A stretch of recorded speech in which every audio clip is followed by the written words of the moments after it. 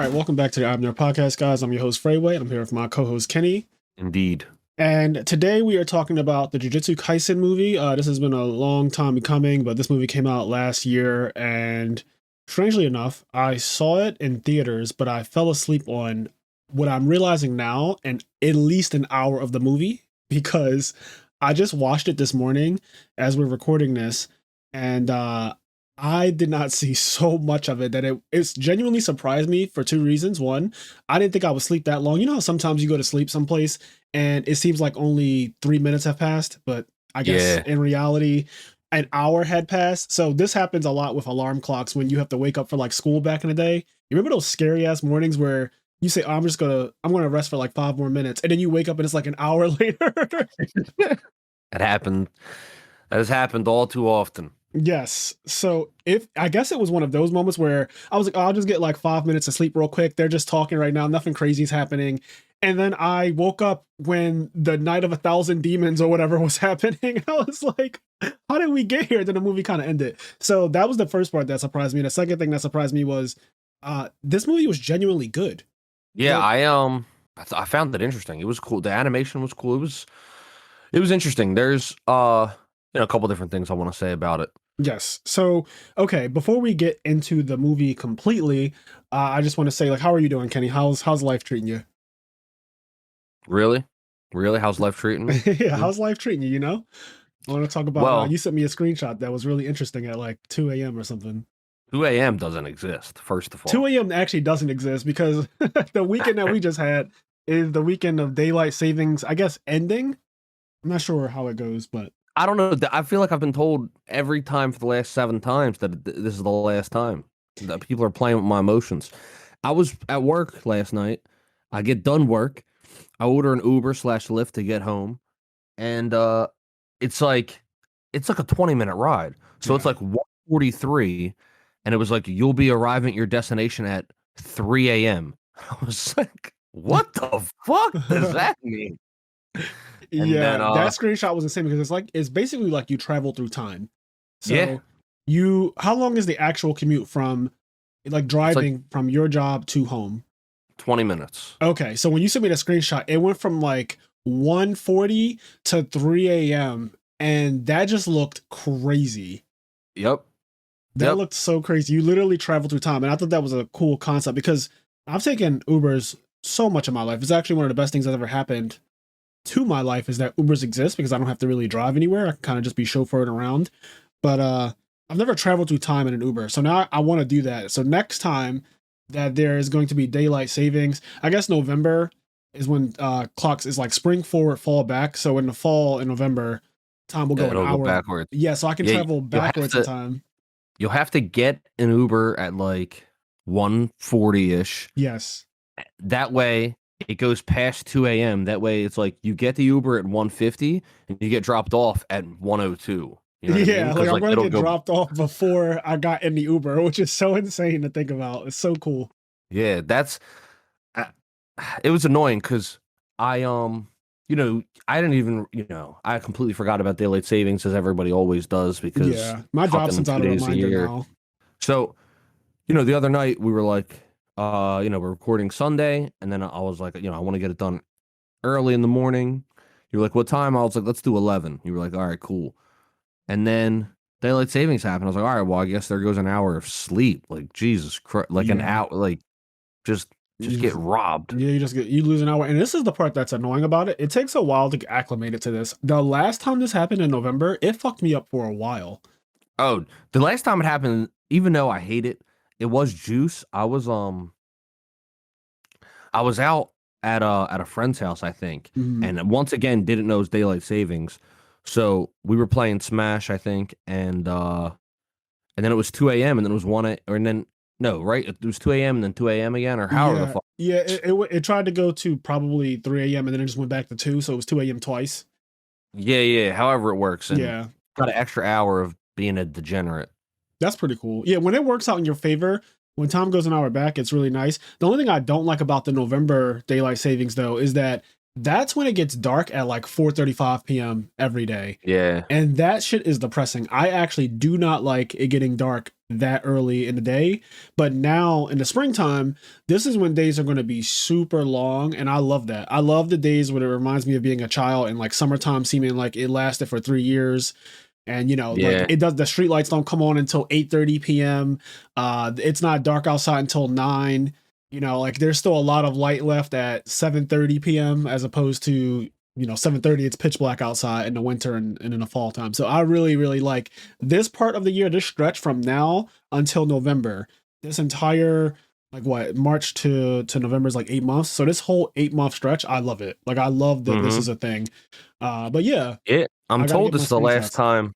I'm told this is the last time they're going to do daylight savings. So I don't know. Well, you've been told that a lot, and I don't know how true it is, but I did see a couple months ago, I saw something about ending daylight savings time, that Congress was going to vote on it or something like that. Like it was going to the government to decide if we still need it because the original function of it, I don't think applies anymore because of technology.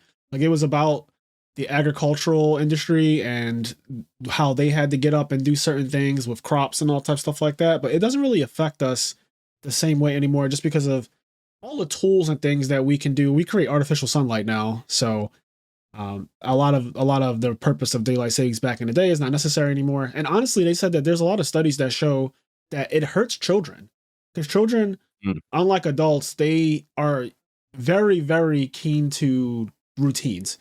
They're all about routines, and having to wake up a young child at a different hour. So if a child loses an hour of sleep like you just did, it's actually a big deal, and it makes them really cranky and groggy. And Yeah.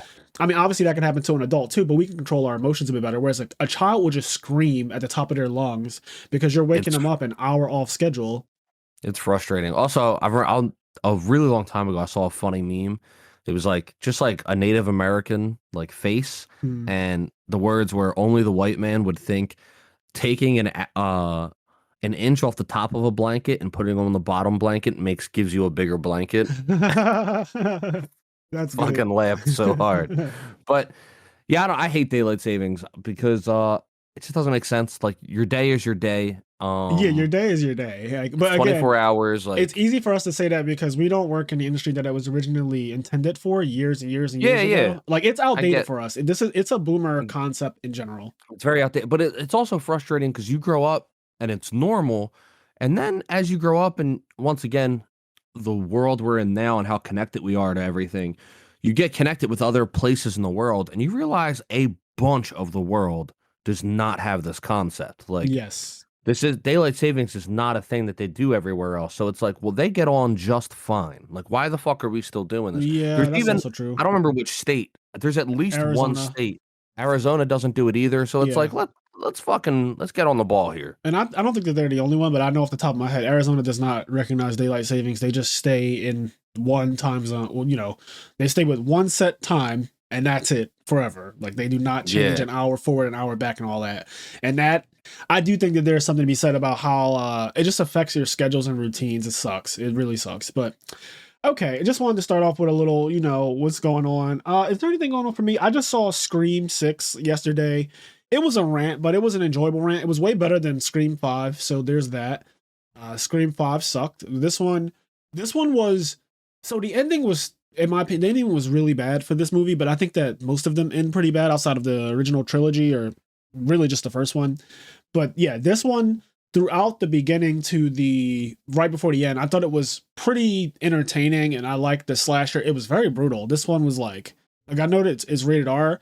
This one, I feel like they really took a lot of opportunities to just show how gory and gut wrenching things can be. No pun intended there, but like it is really hard to watch some of the scenes because of how brutal it is. Like people just getting stabbed over and over and over again, and they kind of just show it on some Game of Thrones type shit. So yeah, Scream 6 was it was exactly what you expect from a horror movie in 2023. Mm. They all kind of suck collectively. Like that whole genre just kind of sucks. And I'm not really sure Yeah. what is wrong with it, but I feel like I haven't seen a really good horror film or whatever you want to call it in a decade or something. It's just yeah. Yeah, they don't do it for me. Yeah. Anyways, all right, back to Jujutsu Kaisen 0. Is that what it's called? JJK 0 or something like that? Yeah, because it's a prequel. From what I understand, from what I read, This is actually the start of the manga. Oh The wow. first the first like 7 chapters of the manga is this, and then it goes into the normal JJK season 1 that everybody knows. But yeah, from what I read, this is actually the start of the manga that what this movie is. Okay, so what I really like about this, and this is something I want to touch on with you too, because you grew up watching a lot of anime movies. We watched World's Strongest, Tree of Might, like we watched a ton of anime movies growing up, Yeah. and this one is canon.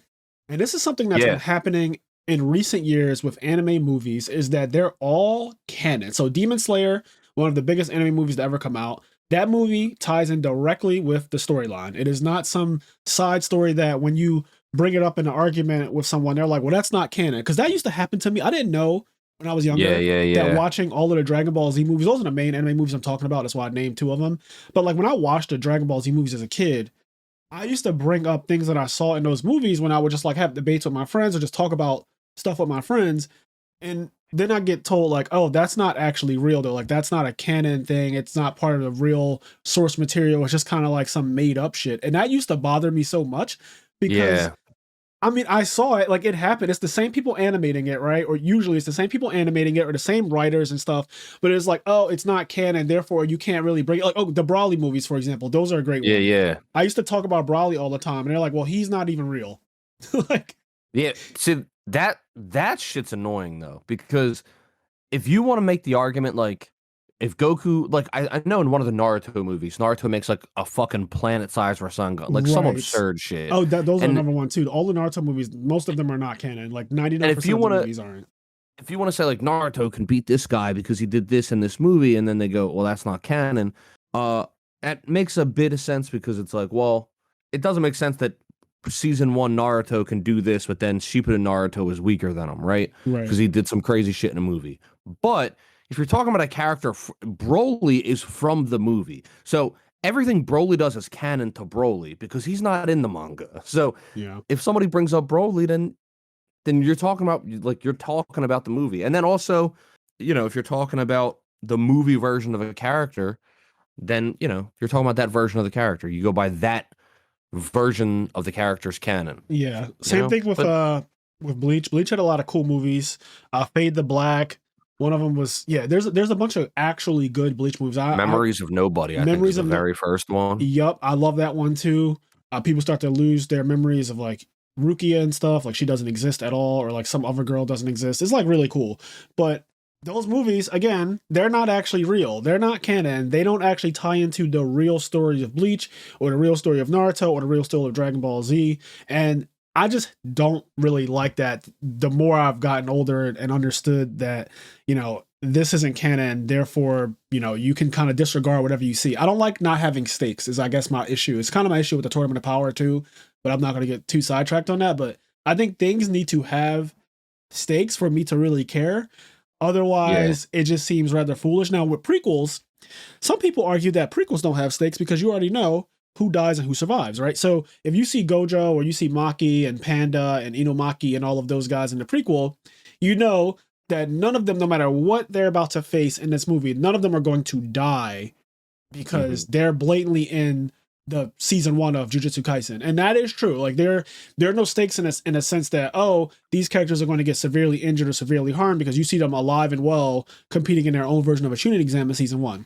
But what is cool is they introduce a character that is not even in the show so far. Like I've never seen Yuta at all, I don't think.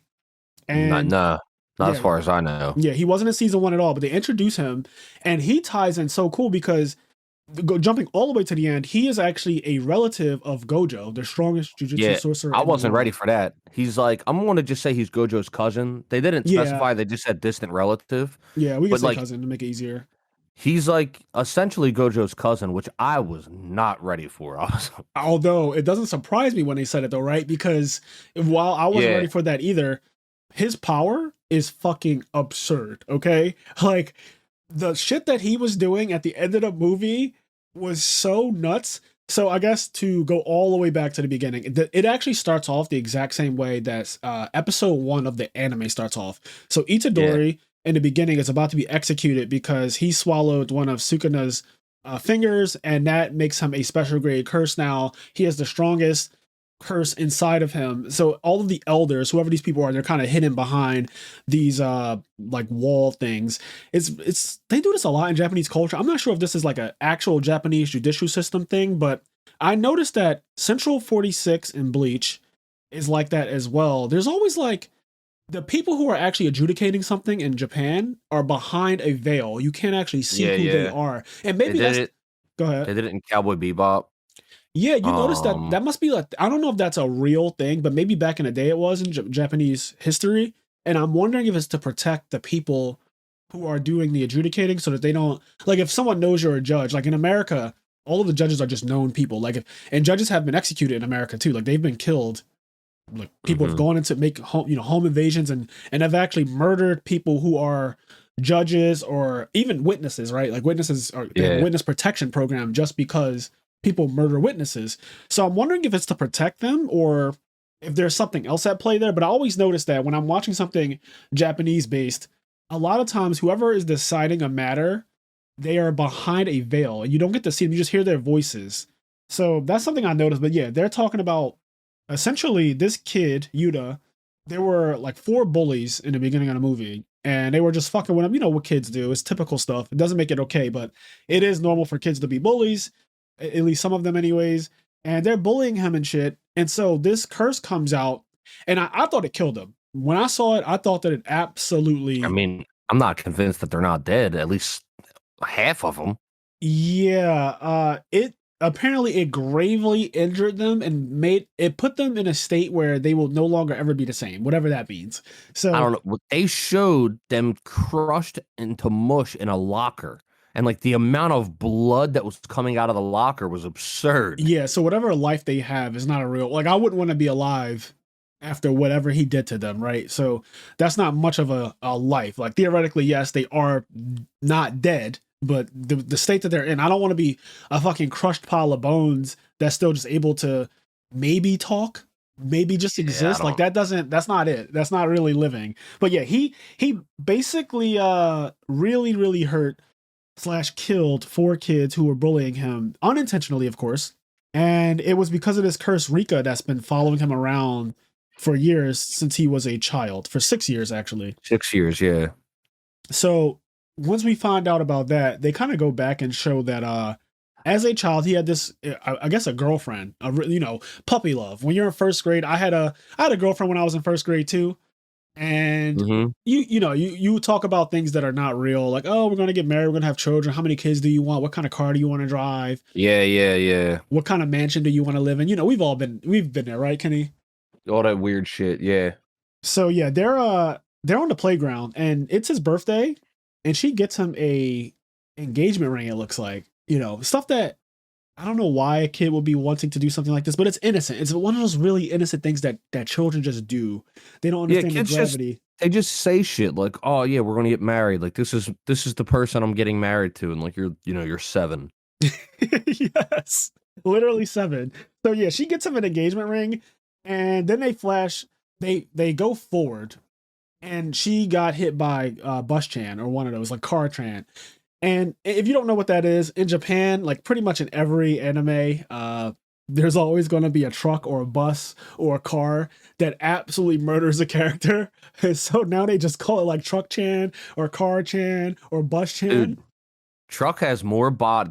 You don't have a your favorite character doesn't have as many bodies as the truck. Yeah. The truck has killed so many people. Yes. So Truck Chan comes through, kills this little girl, and it's brutal. It's like some rated R shit to the point where they show There's a a lady. piece. Yeah, there's a lady. There's a lady that screams like her head is crushed. Like I forget what Literally they that. say, but No, you're yeah, right. That's verbatim. Her head is crushed. Is verbatim. There's also a chunk of flesh that Yuta is staring at. It looks like her teeth. It looks like a chunk of her mouth comes out because again her head is crushed, and I think her teeth fly out. I mm, rewinded it 3 times to try to understand what I was looking at because it's just like a chunk of meat, but then it has what looks like teeth carved out of it, so like gums, and it's gross. It is very gross. It's very graphic. I wasn't expecting that. And yeah, it's just a really dark moment. But anyway, so she gets killed. Rika gets killed, and after she dies, apparently Yuta couldn't accept it. So there's a plot twist in this movie, and at first it's believed that she cursed him. That Yeah. after her death, because she loved him so much and she wanted to be with him so much, she couldn't accept the fact that she was dead. So she became this cursed demon looking thing that kind of follows him around and protects him, even against his own will, and is willing to harm anyone who tries to cause him harm or makes him mad or that he hates or whatever. And so, yeah, he's been living with this for a while. And his answer to that was to be secluded. That's kind of like his thing is that Yeah. I don't want to be around And anyone. I'm happy that to some degree this gets cleared up, because when I was watching it, you know, you're under the impression that like this girl died. She was just like a completely normal girl that was in Yeah. love with her childhood friend. She dies, and then she ends up becoming like essentially like a ghost, like haunting him Right. and cursing him. And but she's like the most powerful fucking curse on the planet. Like she's Yes. OD powerful. And I was like, why is she so like why the fuck is she so Right. That strong? doesn't make Like, sense. that doesn't make any sense. Yes. And I was But wondering the same thing it too. gets Like, why would it? Yeah. Why? Yeah. Go ahead. it gets answered, as me and Fraser already said, that he's Gojo's cousin, so he's part of one of the three great clans. He's I forget what they said the name of the clan was. Oh, 'Cause I it's will not never this- get it right. It was something long though. Yeah, so he's one of the three great clans. He's a distant relative of Gojo.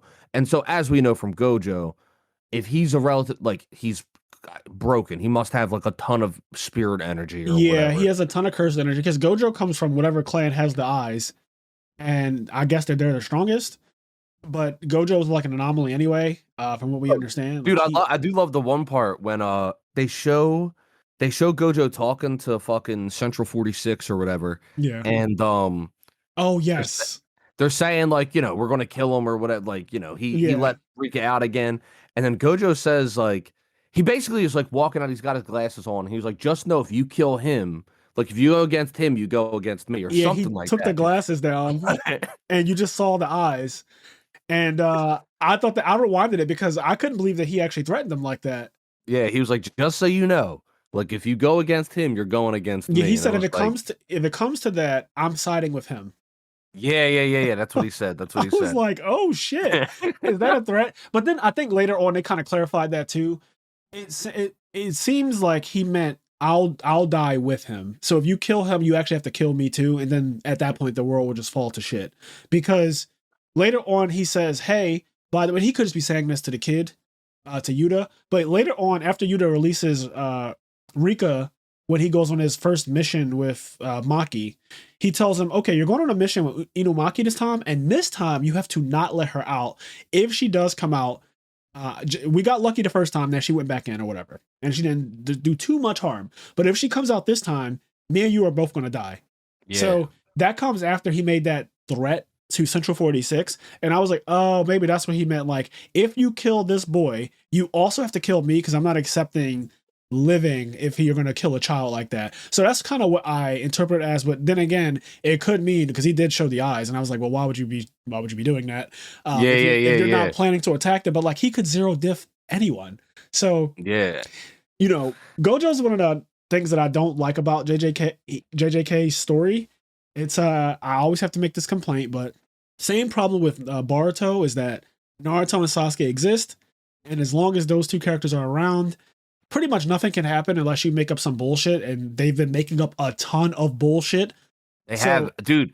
I've been hearing I've heard so much nonsense about. Like, I want to read it just because. Like, yeah, I know you like to do that type of thing too. There's fucking space dinosaurs now. Like, oh yeah, Sasuke's fighting dinosaurs, raptors. It sounds so stupid. Like, bro. I watched a clip of Sasuke, one-armed Sasuke, literally kunaiing a bunch of velociraptors, and they are attacking him, and he's having like a hard time. He's like, oh, the hide is tougher than I thought. And I'm thinking to myself, this man can call down a thunder fucking unicorn to attack and destroy an entire like temple. Okay, this man can shoot out fire from his mouth. He can pierce anything with lightning. He can make fire that burns for all eternity until he calls it off.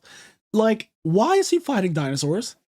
I don't know, but it makes me want to read it because it sounds so dumb. We're opposites in that regard. It makes me just want to completely trash it and talk shit on it constantly, as I always do. But I Because like to know what happened so I can talk shit yeah, specific. more accurately, yeah. Because I just throw out whatever information I saw in the clip, like out of context. Like, oh, Sasuke's just fighting raptors now and almost losing. So it's bullshit, but that's what you have to do when you make characters too strong, but you don't know what to do with them and you don't know how to kill them. So Gojo is an issue because he is already declared as the strongest jujutsu sorcerer in the entire verse.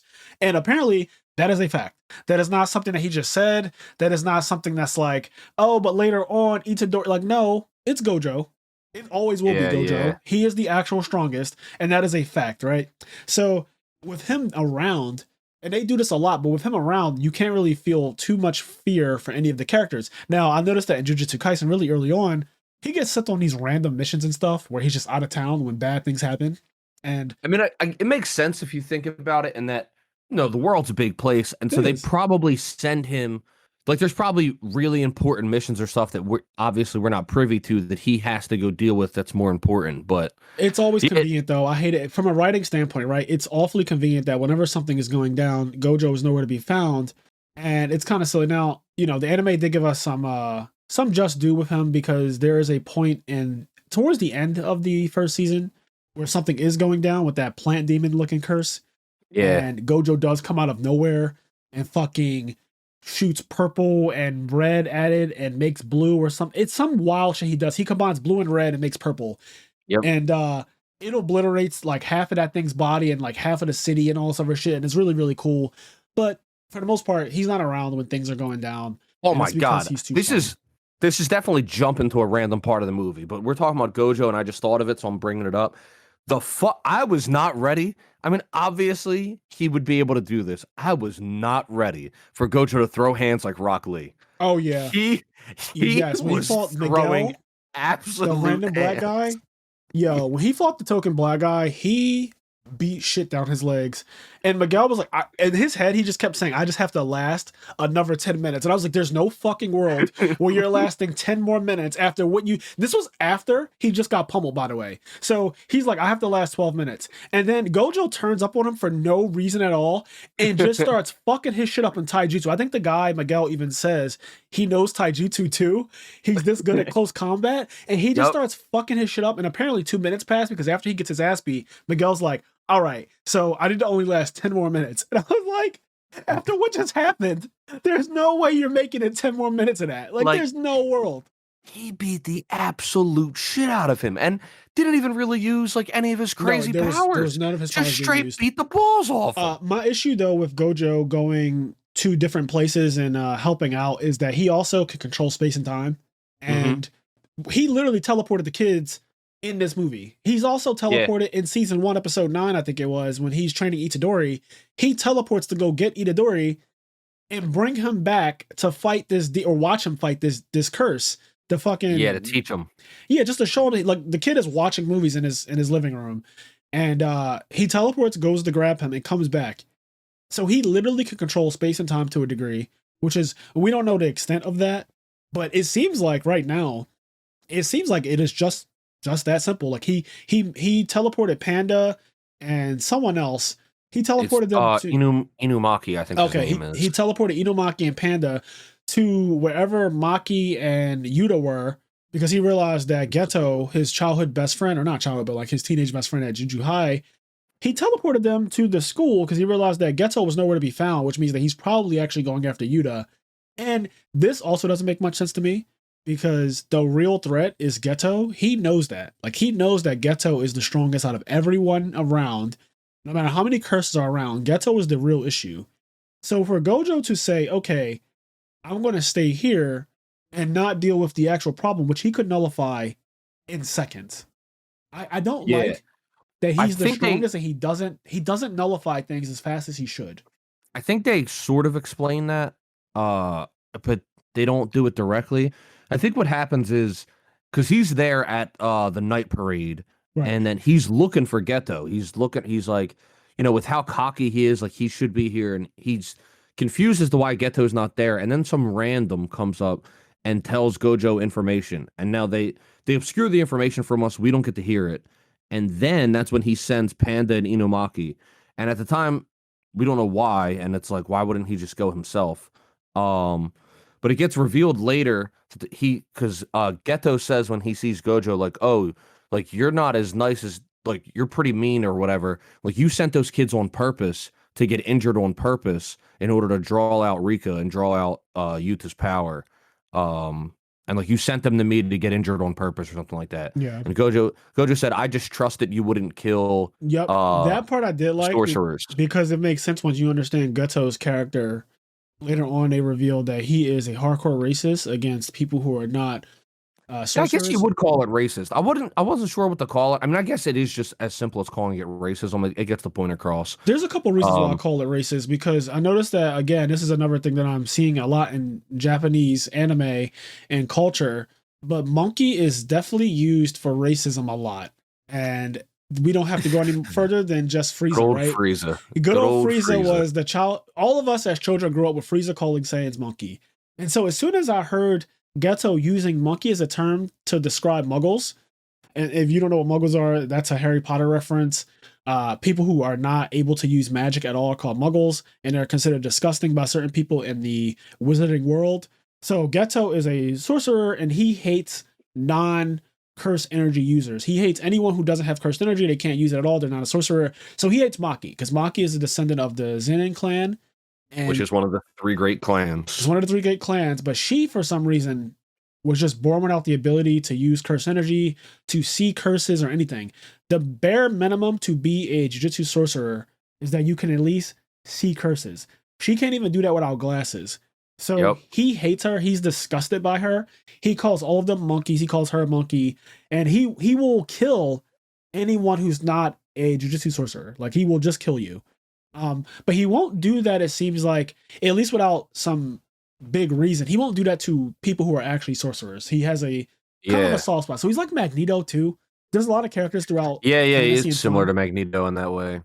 Yeah, he kind of wants a utopia like Magneto. That's like one of Magneto's biggest points. Yeah, his whole thing is that he is frustrated at the fact that like we are the top of the food chain. Like the people that have jujitsu energies, they're sorcerers, are the top of the like humans. He says like humans are the top of the food chain. Isn't it interesting that they then created gods? Because like we are the top. They created something above them, and it's like when there already is something above them, and it's us, and it's like we are the next step in human evolution, and the strong coddling the weak and all this other stuff. It stagnates our evolution and our progress, and how amazing would the world be if we actually let humans evolve in the way that we're supposed to. And so that's his whole thing. He doesn't like the fact that the Jujutsu sorcerers have to mostly like almost be in secret a lot of times, and they kind of coddle the regular humanity, and the way the weak treat them, right? Like, and this goes to real life, like the Salem witch trials, right? You have a group, you have a community that they think that witches exist. Witches don't exist, but they think witches are real and that witches have all these crazy powers, and so the whole village bands together to kill whoever they think is a witch, because that witch has magic powers and can do crazy shit. Stuff that humans can't do. Humans fear anything that they don't understand. Mm-hmm. And this is real, like Kenny said, this is actually a real thing in the sense that I think it's been shown. Whenever we don't understand something, Salem witch trials is a great example, we tend to try to harm it for some reason. That's like our natural disposition to anything that we don't understand. Mm-hmm. So, yeah, they've been persecuted for being different, for being, I guess, weirdos, sorcerers, I mean. And I get it. Like, I would be scared of, for example, in X-Men mutants, some of them look scary, right? Like, you see, Nightcrawler? You see Nightcrawler, or you see Beast, and you might be actually terrified of them visually. Like, if I saw Nightcrawler in real life, you couldn't convince me that that's not a demon or something that wants to kill me. Look at him. Like, he looks scary.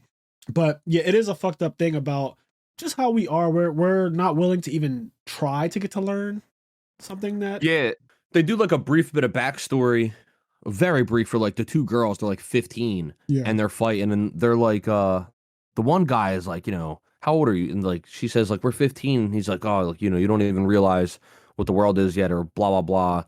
And she says, like, don't tell us about right and wrong. And we see them as, like, kids, like, 7 years old or whatever. and they're like in a jail cell and they're being treated like shit by this community. They lived in like the sticks, just like a really remote area, and they were treated like shit, I guess, because it was realized that they had like these weird powers, and so the regular people just like kind of beat on them and threw them in a cage and like didn't let them live normal lives until Geto came and saved them. Yeah, yeah. Geto hates the way sorcerers are treated by humans. And again, this is Magneto. This is I can't say that this is Frieza, but this is a lot of fantasy characters when they have these ideas of a utopia that exists with the stronger race being in charge, and then the weaklings, the regular humans. Like, why should you guys be able to make all the rules? Why should you guys be the ones that we're protecting? If we just get rid of all of you, there will just be a society of sorcerers and nothing else. And that's the Hmm. ideal world that Geto wants to live in. So that's what he's trying to accomplish in order to accomplish that, because right now Gojo is a problem, obviously. He can't beat him, and it's known. So he needs power. And so what he's been doing is collecting curses. His actual ability, he's a special grade, and apparently there's only 4 of them. So this movie did a lot of world building for Jujutsu Kaisen in general. I didn't know that there were only 4 special grades out there, but he is one of them. So Geto was one of them. There's only 16 special grade curses apparently. So Yeah. so there's 4 humans, I guess, or not humans, but there's 4 Jujutsu sorcerers that are special grade. And I don't know if he was counting Yuta in that number because Yuta is considered special grade. But there's Yeah, I'm guessing it was before. My guess is maybe it was before YouTube, but maybe not. It's hard to say. yeah, it's hard to say just because of the translation and the way it was worded. But he said, "Did you know that there's only 4 special grades?" And then I'm one of them. So Geto was one of them. Gojo is obviously another one, and I don't know who the other 2 would be, but Yuta's one now too. So there's like 4 of those, and then there's like 16 curses. Rika is apparently one of them. All right, so Rika is one of the 16 special grade level curses. And yeah, special grades are a big deal. In fact, they make such a big deal about it because when Maki sees his student ID, she was asking him like, "Hey, what grade are you, Yuta? Like, what are you? You're probably grade 4, which is the weakest level, and then it goes all the way up to grade 1, and then special grade." She's like, "You're probably grade 4 realistically because you're a first year. You just started. You're weak. You're terrible. Whatever." And then when Yeah. she sees his actual ID card, it says special grade on it. She's like, "Is this a fucking joke? Am I a Yeah. joke She's to like, how you?" the fuck is this possible? She's like, "Am I a joke to you? Like, he just started. Literally, we're all first years," which this kind of gives you context into how much of a prequel this is, because I think when Itadori starts at Juju High, they're like second year. Like he's the first Yeah. year, and they're second years or something like that, right? Yeah. Yeah. Yeah. So yeah, this is like I guess it's a year at least, a year plus before the original story starts, or before the anime starts, because you said the manga starts with this whole thing anyway. But Yeah. Yeah. From what I heard, yep, from what I've yeah. seen. Because I haven't read the manga myself. So by the way, I don't know anything about the manga. So for people listening to this, I know that there's a ton of shit that goes down in a manga that is probably hype and crazy, but I don't know any of it. Same thing with Chainsaw Man. Like I don't know what happens in the future. I'm still interested to know what Makima's Yeah. I'm power is. just gonna wait for The the anime. anime. Yeah, because people keep Because talking like, about the Shibuya incident arc, and I'm like, I don't know what that is, but I don't want to know what that is. They're like, that's when it gets really good. Because I was complaining about season 1 of Jujutsu I've Kaisen, been hearing the honestly. same thing, right? That JJK gets a lot better, and that the storyline gets a lot better, and the writing is like really, really good, and all of Yeah, that I'm excited for. Like, if yeah, that's true, that's cool. Like, I yeah. don't want anybody's I just don't want to show spoil to it. not be good, but yeah, I could go read the manga, but JJK's anime, because the saving grace of season 1 is that it looks Oh, amazing. it looks brilliant. So I figure like season 1 was good because of how amazing it looked, and Yeah, it made it really fun to watch, and I did enjoy the characters, but ultimately I didn't think the story was like anything to write home about. If the story does end up getting better and it also has amazing animation, well then I'm just going to wait. Like, why spoil myself reading the manga? yeah. Like, I can That's just the same wait thing we do with for Demon the Slayer. anime. So this is not a foreign concept to people who listen to this podcast. Like, I think they got the idea by now that me, you, and I, while we read certain things, like we read My Hero, we read One Piece. When Naruto was out, we read that. Probably Bleach, stuff like Yeah. that. But then there's certain things like the newer class of anime has just been so good in terms of animation that a lot of it I don't even want to read, nor do I really have the time to. So I don't Yeah. mind. I don't mind just watching the anime when it comes out. It also gives us something to talk about for the podcast. Yeah, there's also just so much to do. That's the thing. It's like I'd rather just. Now that said, there are some things like, for example, My Hero Academia. I think My Hero Academia, the animation is really, really good as well. Same. But when I got current with My Hero, I want to say it was maybe season 2. I think is Really when early on for both of us. Yep. yeah, because I don't think I really started it until season 2 was out. Maybe Same. I don't 100% remember, but I was like, well, I'm not waiting. Like I was in. Yes, My I was like, Hero was well, I'm not so waiting. good.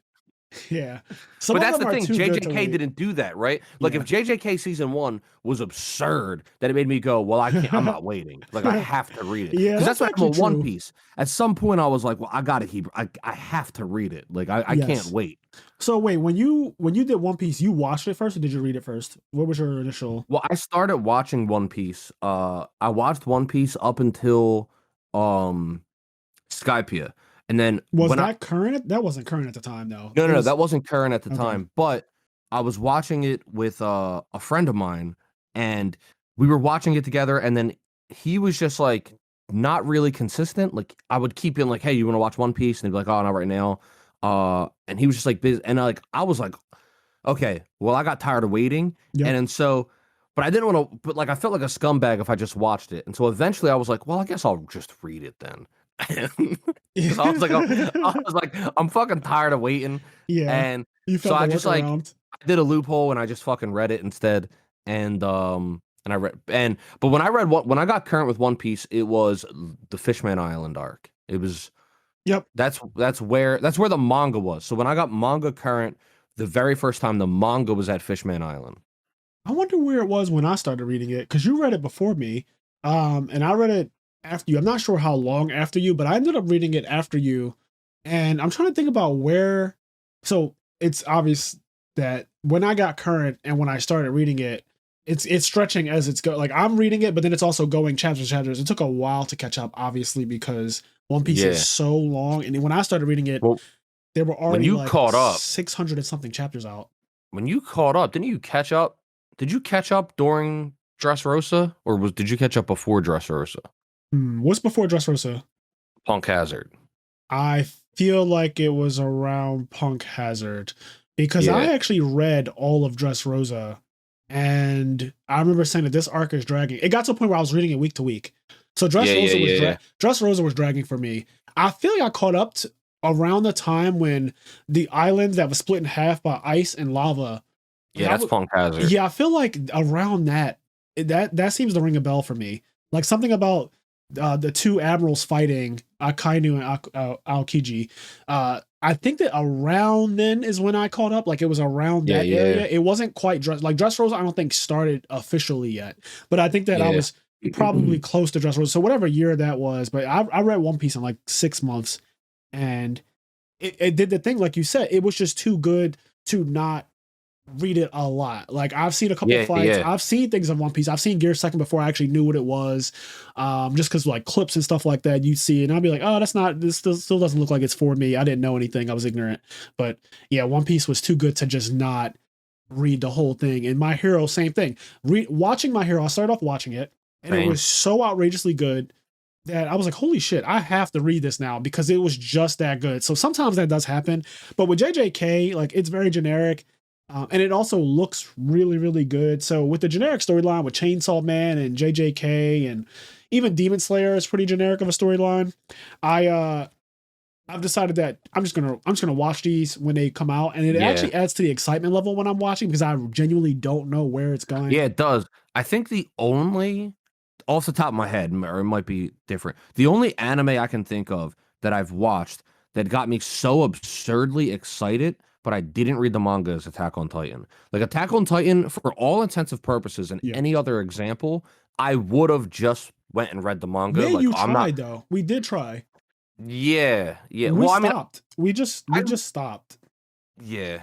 Yeah, the Because manga art is just not it's not it's for just me. not the same. Cause like, I'm not to say that it's bad, but the animation and the artwork and then the soundtrack of Attack on Titan is Yes. so Oh my fucking good. god, yes. And reading the manga is just like, I just don't wanna do it. Like, I'm just gonna wait. Like, especially now that Attack on Titan happens. Like, when Attack on Titan went MIA for 5 years, it's like, well, it might never come back. Like, Yeah, you I have to started to read the think that. manga. Yes. Yeah, you and I did read the manga for Attack on Titan for a little bit, but there's a couple things wrong with it. The actual art style is not. I don't really like it. I don't think you like it either. But then on top of that, it's a month to month manga. Yeah, And yeah, it's and hard to keep up with. I don't do well with month to month mangas. I don't know why, but I won't lie, I did make an attempt to like get into Boruto. And once I realized that that shit was a month to month, I just stopped caring. I was like, okay, so this is a no for me because Naruto was a week to week. Yeah, yeah. And One Piece is week to week. So I do much better with week to week. It's much easier to keep up with. But when you do month to month, first of all, what fucking day of the month does it come out? I never know. And that may be my Yeah, own that's a laziness. rant. That's a I rant. never know what day of the month it comes out. So whenever I ended up seeing it, it would always be like a week or two after it actually came out. And I'm like, Yeah, oh shit, I didn't even know this was out. that's fair though, right? Because like if it's a weekly, it's like it comes out Saturday, it comes Yes. out Wednesday, right? Yep. But like if it's a monthly, it's like does it come out every 15th or does it come out the third Saturday of the month? Like Yeah. when the fuck does it come? Like it's so random. Yeah. It's really random when it comes out. So I don't do well with that. But yeah, Jujutsu Kaisen, it looks beautiful in this movie. The crazy thing is this movie looks just like the anime. That's how good the anime looks itself though. That's like a Yeah. testament because before anime movies used to look special. They used to look like, oh my god, the animation on this movie version, like Bleach and Dragon Ball Z, the animation on movies was so much higher than the actual anime. And now I really didn't see a difference when I was watching the JJK movie and the actual anime. They look exactly the same. Like this movie has some really really cool scenes, but and maybe this is just a testament how dope the scene is. It's none of those scenes were as cool as Itadori and Oh, what's his Nanami? name? When they were fighting the plant monster, Oh, like okay, that is okay. still like Oh, that Totoro. is still my Oh Toto, my yeah. god, That is still that my part. absolute like Yes, when they were like sliding on the fucking the vines yeah. and then clapping and then like reversing places on all that and doing with that black That flash shit. technique. Oh Very my cool. god. That was sick. That was sick. Yes. But that's crazy though that we're able to say in 2023 animation has gotten so good, especially Mappa. I think Mappa's behind a lot of the high animation stuff that we see. They do a lot of good shit, yeah. Yeah, Mappa's The up only there. thing They're I one of the the best only thing I houses. hold against Mappa is that they were smoking absolute crack when they decided Attack on Titan's fucking schedule for the final season. Yes. Oh, is that But them other than behind that, Attack on Titan? I think it's Mappa. Yeah, I think you're right. And they were just like, I don't know what they were doing. I don't like whatever. We talked about it. Yeah. They were smoking dick though. Yeah, I agree. Whoever the marketing team is on Attack on Titan is doing a terrible job, and it sucks because the actual content is amazing, but the scheduling is really bad. The thing about Jujutsu Kaisen that I want to say, because you brought up the music of Attack on Titan, and I realize, so that's obviously missing from the manga, and that's missing from every manga ever. There's no actual soundtrack. There's no, there's no actual soundtrack for mangas. But when you watch the anime for Attack on Titan, a big part of what makes the show so good and so tense is actually the music. And Mhm. I'm noticing that Attack on Titan is kind of in a league of its own when it comes to that because I don't think of JJK's music at any point as being something that's like, holy shit, this music right here is really cool. Not off the top of my head. That could just Like, be I'm me, sure. but like, there's no point in JJK season 1 or this movie where the music specifically was something that made me like, Yeah. my palms start sweating and all that. Like, No, that didn't happen. I agree. Because for example, excuse me, I'm yawning. Ugh. My bad. I just woke up. But for example, One Piece has some absolute banger songs like the Straw Hat Strut. Yeah. Like when the Straw Hat Strut song comes on, like it is on. My Hero Academia has some amazing fucking songs. Oh my god. You Say Run is still that is still just like You that Say gets Run me gets going. you fucking hype. Yes. Like it is. So there are anime that have music that like really gets you there. For JJK, and not to say that the music's not good, it's just that at the moment I don't really remember it. Yeah. It doesn't really stick out to me. Even with Demon Slayer, there's only one particular song that really got me, and that's the song of Kamado Tanjiro, right? Like episode 19 when he first does Hino Kami Kagura. At the end of the episode when he says, I will never let anyone take my sister away. And like it goes to the ending credits and you see his mom holding the kids and everything. Yeah. I started literally tearing up There and was basically a crying. huge amount of emotion and everything like baked Yes. into like it was so much more than just the song. The song was like it tied together all this emotion and like his father and the family and like we know that his whole family's dead. Yes. And that shit there was made like me damn near cry. There was so much woven into that, and that's the song was beautiful, but then it made the whole moment even more beautiful. Yes. So there are Um, moments in certain anime where the music is like a big driving force of why it's good. JJK yeah. hasn't had that moment yet where the music is like, holy shit, that soundtrack was amazing right here, or this was like something Oh, that I want to play back. even more so, I think this was this movie, unless it was another anime I watched. The start of the movie, the start of the movie, like had like a open like the music at the intro of the movie was like Which movie we're talking about? the JJK Zero. Okay. I think it's this. If I'm wrong, I've watched a couple different anime recently, but I think it was the JJK Zero movie. But the music was like really like chill, and then out of nowhere, it was like fucking random. Like Yeah. it like a guy was just like really loud and Oh yeah, he was speaking like English. He was yeah, singing in English in the beginning. like it started off like a chill song and it sounded nice, and then it was just like yo da da da like it was just like Yes. I And don't then he know just started what the speaking fuck English out happened. of nowhere. And I know Yeah, that in Japanese they love to mix in English. I guess that just sounds cool to them. The same way I yeah, think that well, Japanese voice acting sounds cool to us. It never sounds so. Being an American, being an English speaker is my first language and really the only language that I speak. Uh, when I hear people in Japanese sing in English, when it's a female, it sounds really really nice sometimes. The hmm the males though, I don't I don't really see it for them. Like the song Kenny's talking about at the beginning of the JJK movie, I wasn't like, I don't go up for that song. In fact, I barely not at remembered it all. until Kenny brought it up.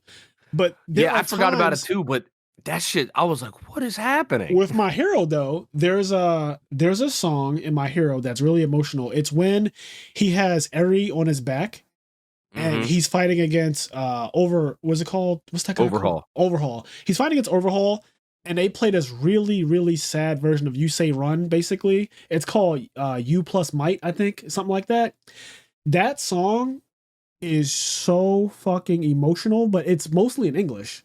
Mm. Like it's a woman singing, and it is so emotional that literally there have been times when I turn the volume all the way up, I close my doors, and I just listen to it, and it makes me like super emotional as I'm doing something else. Like I'll just be, Yeah. I don't know, like sorting cars or something, but I'll play that song, and it just really gets me in my feels. The same thing, a song that I keep going back to from Kingdom Hearts is Shion's theme. I think I don't know if that's how Oh you, my God. that fucking song is so good. There's a video on YouTube that I have favored. I barely favorite anything on YouTube. Like I never really use that function, but I used it for like two things and or like add to a playlist or whatever. I forget exactly what it is, but I've used that function to like save something where I can go back to it whenever I feel like it. And that theme from Kingdom Hearts, when I tell you, is like the absolute best thing I've ever heard. My ears have never heard anything better than that. Like it is that good to me. Shion's theme is really, really just heartbreaking. It's It just is everything that goes literally into heartbreaking. it. Oh, Literally heartbreaking. That is the way to describe that shit. Like at my funeral, if I want everybody to cry, I will yeah, tell yeah. whoever's alive in my will, like play this theme as people are walking to the casket. Like Oh no. yeah, like I'm not going. Fuck you. like I want people to cry if I play that like that. Tell them to put this on. Anyway, not to get all morbid and shit, but yeah, so this movie definitely better than I thought initially because when I first saw it, I fell asleep on it. I thought that it wasn't that good, but obviously that's not a fair assessment to make when you didn't really see most of it. I thought I missed like again, I thought I legit missed like 3 minutes and I missed a fucking hour of content minimum. I literally don't recall seeing the part where Yuta went out with two different people. So let's talk about, he goes out with Maki and they go to rescue these two kids. So hmm Gojo tells them, bring back the two kids, either, you know, if they're alive, then bring them back, you know, hopefully in full form. And if they're Yeah. dead, bring back their bodies. That way, at least there can be some closure for the parents.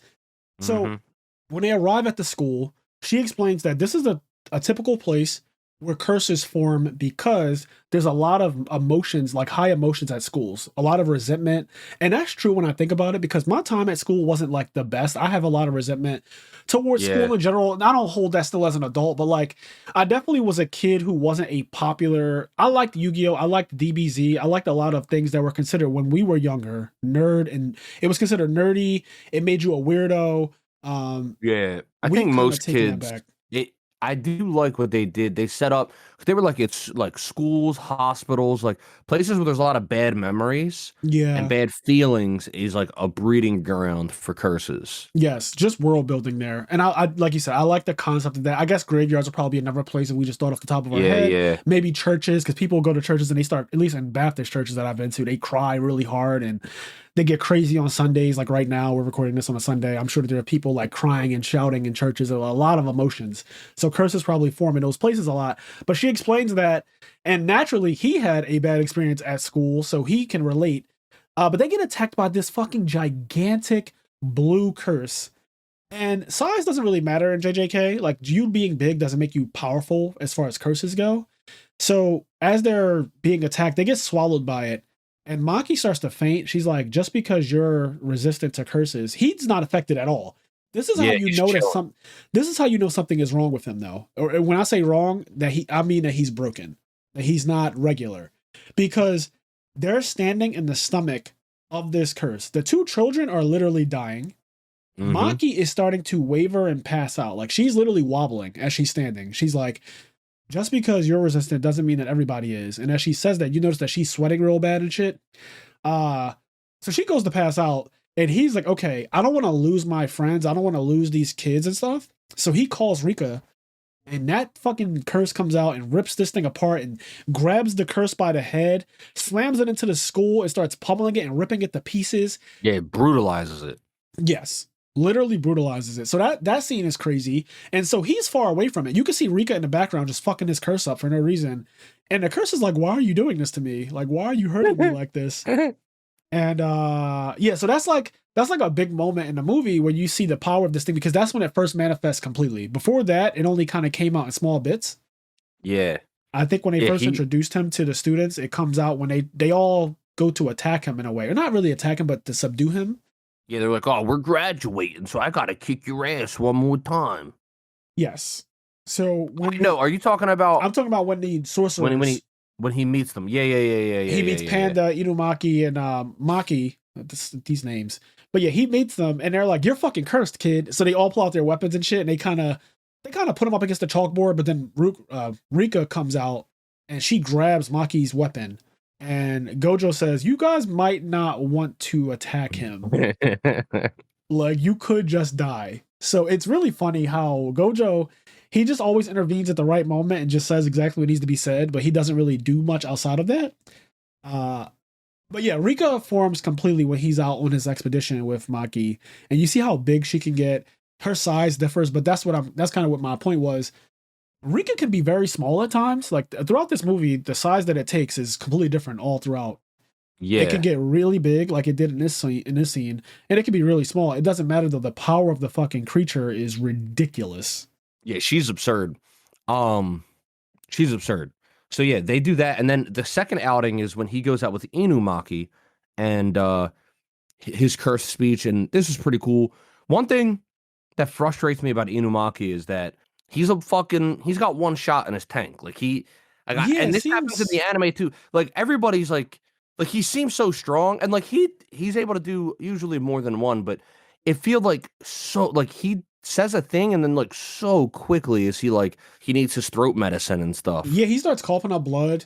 It reminds me of Jean Grey back in the old X-Men cartoon, the '90s cartoon, where she would be doing something with her psychic powers, and it almost immediately she'd be like, "I can't hold it any longer."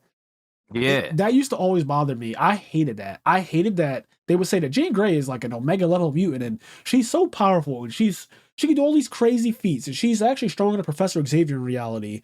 And then every time you see her in the fucking cartoon, she does something. She lifts one thing to save somebody. She's like, I can barely hold it. Quick. It's like, what the Yeah, fuck? You're yeah, supposed to yeah. be so strong. And every It's time it comes down nonsense. to you actually performing, you get one. So he does get one shot. Maki literally gets one shot basically, and then he's like coughing up blood and his throat is sore. Yeah. So that's a way to nerf him because apparently he's really powerful. Like apparently he is ridiculous. He comes from I think he comes from one of the great houses too, and the cursed speech users they call him or some shit. But Yeah. they make a big deal about him. I actually like him a lot, but I wish that he could actually speak because you don't get real character development from somebody who can only say things that go on sushi. Yeah, I think it's a cool concept and that like basically his words have like literal curses in them, and so he has to be very careful with what he says because he could accidentally just like kill you in a normal conversation. So in order Yes. to avoid that, he just says like sushi ingredients because like nothing can go wrong in that aspect. But so I do think that's a really cool concept for a character. It is unfortunate because it makes it really hard for character development. Yes, Because because we don't like know what he's ever saying outside of when he actually says crush or explode. I think he says yeah, explode in this movie. Every time he's in a scene, I think is dope. Like his power is so cool to me, and the fact that it always works on somebody really powerful too. Like he does it on Ghetto, and it was yeah, crazy because he sent Ghetto when he tried to sent him to basically the fucking Earth's core. Like he put up a whole he said plummet, and there was y- this gigantic fucking crater. he definitely did damage. And that's the other thing. I think that two things happen. I think one, the the stronger the command, it takes a bigger toll on him. Like Yes. if he and two, I think the stronger the person he uses the command on. Because when he said plummet the ghetto, he like after doing that, nothing hit him. He immediately coughed up like a gallon of blood. Like Yeah. he told Ghetto to plummet, and then he was like bleh, and like coughed up a bunch of blood. And my guess is that because of the amount of power he put into it and how strong Ghetto is, it took so much out of him that he fucking had that big backfire or whatever. Yes. So yeah, the Inumaki character is really cool. And so when Yuta and him go out, the first thing that he does, because he kind of leaves Yuta for a second, he's like, "What the hell is he doing?" Because he's in a convenience store. It looks like in an abandoned convenience store in a mall, and he goes in and he's looking for throat medicine. And he's like, "What is he doing?" He's like, oh, "Okay, that's interesting." He grabbed throat medicine. And so then, while they're exercising a bunch of curses, this special grade appears, or some kind of not special, but like a high level one, Yeah, and they were told that it was just going to be a bunch of low level curses, nothing too crazy that they could absolutely handle on their own. But when they get there, a couple things happen. There's a second veil put over the mall, so they can't escape. And then there's this crazy looking curse that appears behind them that is a lot stronger than the little baby ones that they were dealing with. And when it first appears, it makes this like beam of light appear that attacks you, yeah, and so Inumaki pushes Yuta out the way, but then his finger gets fucked up as a result. And then he turns and says like twist or something to it. And you see that thing kind of get twisted up on one side of its body. And essentially what ends up happening is it gets really tense because they realize that Inumaki's power was not enough to just solo it, but like at least in that moment because his throat was fucked up already. yeah, And so at this point, Yuta has to make the decision to go in on his own. So he takes his katana, which he's told to imbue Rika's power into the katana and not let it all come out into its actual physical form, because that form can do a lot more damage to the surroundings and to people. It could kill friend and foe all the same. So he's told to imbue it in his sword. He's been practicing that. And we get to see him actually use the sword against this whatever rank curse that he's fighting. And so he does a couple cool things where he's like dodging really quickly. He slides under it at one point. He slashes at it, but at the end of the day, he's not able to actually kill it. So what he does do is he manages to get the throat medicine that it kind of it dropped off of Inumaki's body, and he throws it back at Inumaki. And when Inumaki gets it, he takes it really quick. And then he says like crush or something, and it just yeah. And just absolutely. absolutely.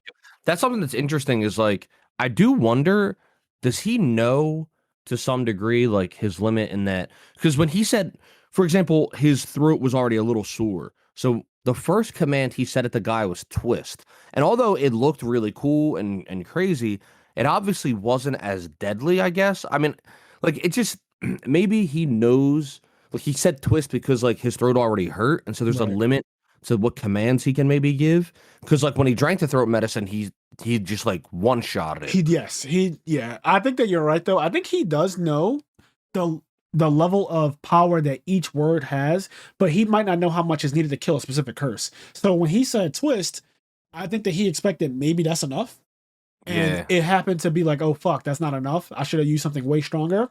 So then it's kind of like a feel you out thing, which is actually bad for him because he doesn't get much room for error. It's like you might as well just say something like crush from the beginning or whatever the fuck he yeah, said. yeah, yeah. Because if you say twist and that's going to also leave you incapacitated, then like I'd rather not risk it and just say something crazy from the start. Like don't say shine, don't say die. That's what But I would say. yeah, well, we see that later. Oh my god, that scene! I can't wait to get to that part. But yeah, he says like a stronger word, and it just one shots the thing. And I was like, okay, that's pretty cool. And then we see that Geto was the one kind of behind that whole thing. And then this is where we get some backstory for Geto. So there's a couple things this movie reveals. Again, I said that him and Gojo are friends. They used to be friends, and Gojo says that it was my only friend. So there's that. The other thing is that we see him doing a kind of shady business where he exercises curses off of people's bodies that have been haunting them. So this older lady comes in with her daughter, and her daughter's been having nightmares. And Gessa says, "Let me guess. You also feel like you're going to be raped at any moment. You feel like something is gripping on your throat, and that there's this overwhelming weight on you." And she's like, "Oh my god, that's exactly right. How do you know that?" And as she's saying this, he's looking at her, and we see it from his perspective. There's this big ass blue curse on her body, literally gripping her throat, Just like groping her and shit. groping It's her. fucking weird. And yeah, it's actually again rated R, so it does want to literally trigger like rape her. And Geto calls it out. He's like, yeah, you feel like this is what is happening. You have these nightmares about this all the time.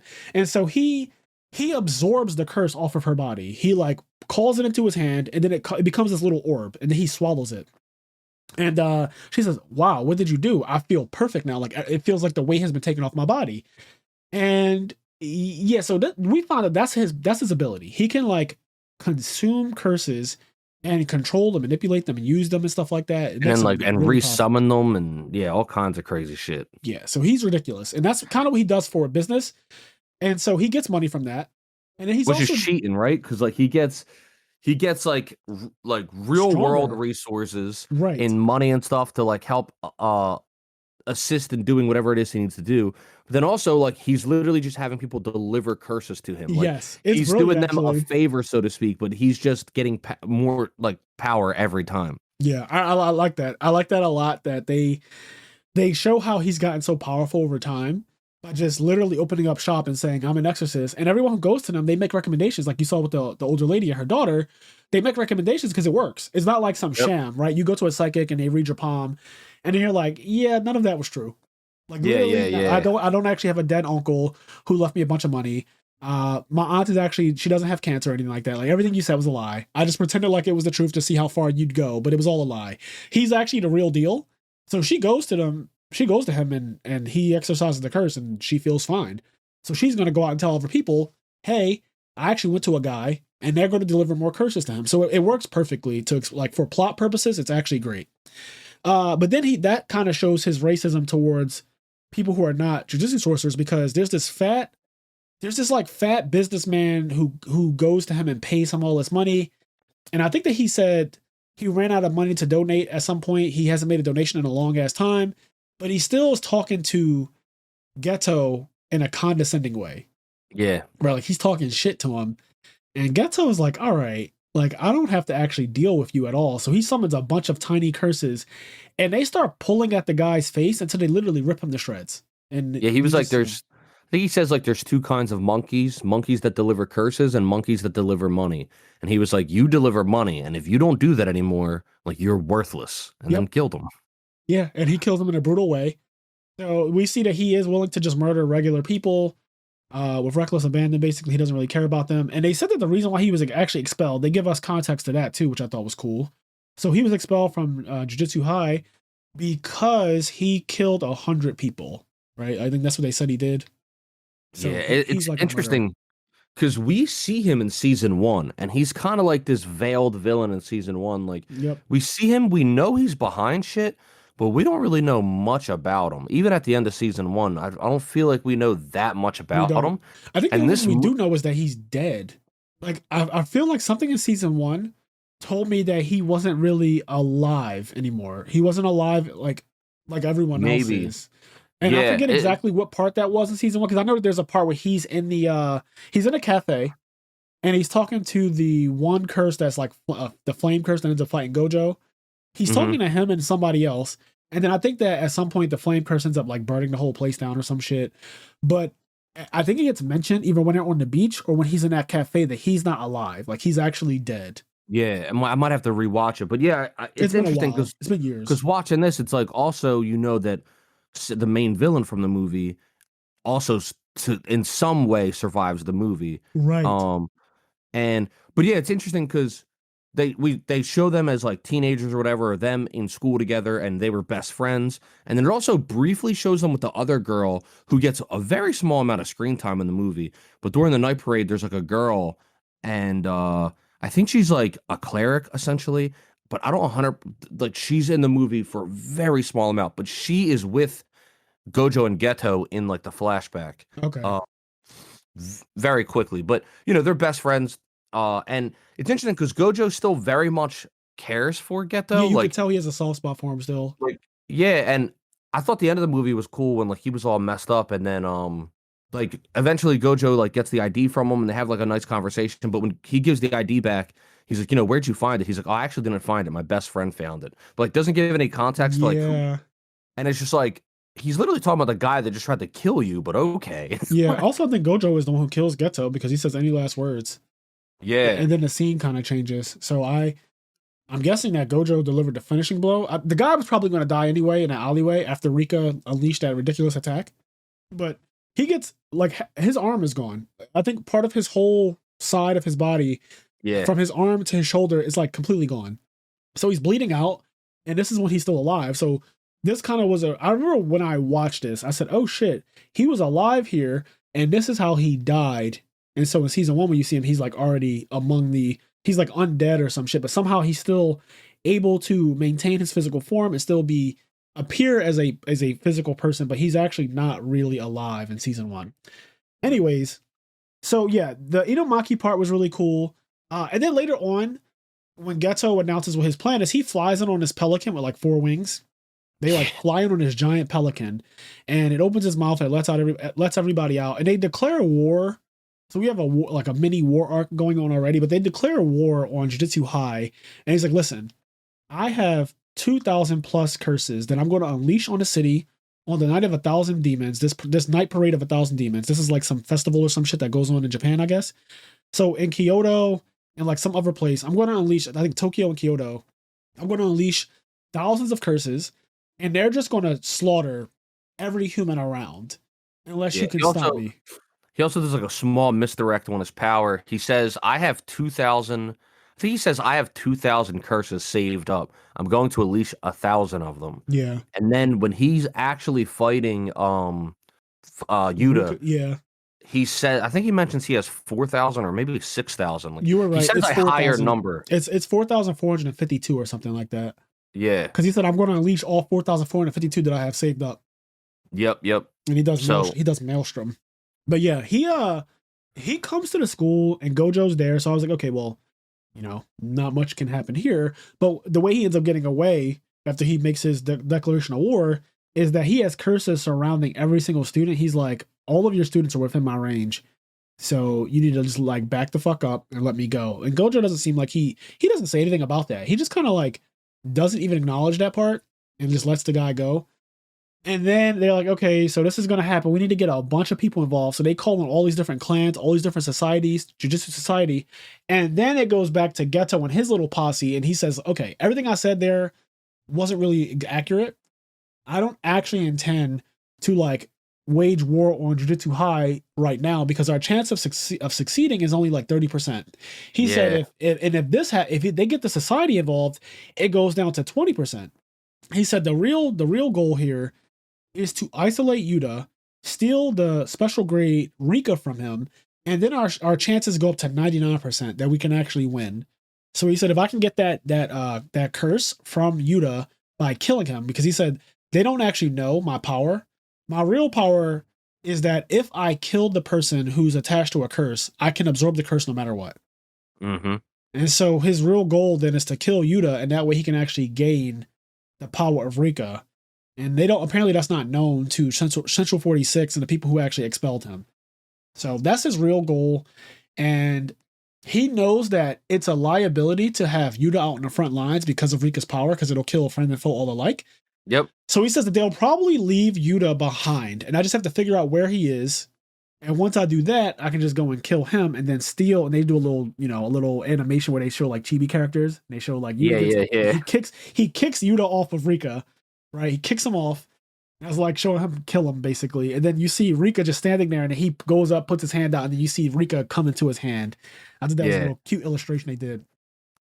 So this part of the movie is one of the low points for me, and the what happens is fine, but it's a part where, and I had a similar, it's like a Black Clover Demon Slayer feeling, and just like the pacing, and like it's a movie, so there's only so much you can do.